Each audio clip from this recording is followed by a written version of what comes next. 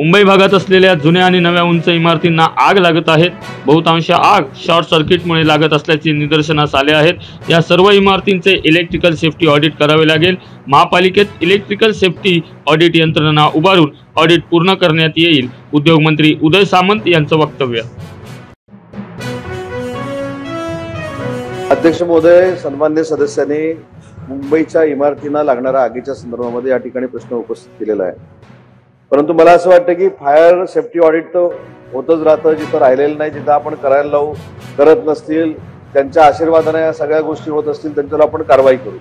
पण याच्यातला स्पेसिफिक महत्त्वाचा मुद्दा असा आहे की आपण मुळापर्यंत गेलं पाहिजे। मुंबई शहरामध्ये ज्या नवीन उंच इमारती आहेत किंवा जुन्या उंच इमारती आहेत यांना ज्या आगी लागत आहे त्याचं स्पेसिफिक कारण 80% शॉर्ट सर्किटमुळे ह्या आगी लागलेल्या आहेत। झोपडपट्टीमध्ये ज्या आगी लागलेल्या आहेत हा विषय थोडा वेळ आपण बाजूला ठेवू, पण बिल्डिंग मध्ये ज्या लागलेल्या आहेत ते शॉर्ट सर्किटमुळे लागलेल्या आहेत आणि कुठेही आपल्याला इलेक्ट्रिकल सेफ्टी ऑडिटची प्रोव्हिजन नाही।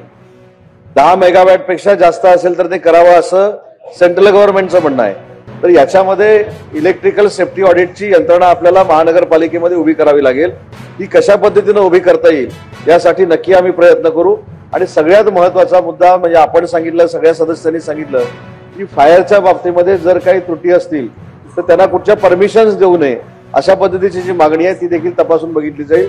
कारण शेवटी माणसाचा जीव हा महत्त्वाचा आहे आणि इमारतीमध्ये आगी लागून जो काही प्रकार मागच्या इमारतीच्या बाबतीत झालाय, जो प्रश्नामध्ये आहे, लक्षवेधीमध्ये आहे, तर त्याच्या बाबतीत त्याची पुनरावृत्ती होऊ नये यासाठी आम्ही नक्की दक्षता घेऊ आणि इलेक्ट्रिकल सेफ्टी ऑडिट करता येईल का यासाठी आम्ही प्रयत्नशील राहू।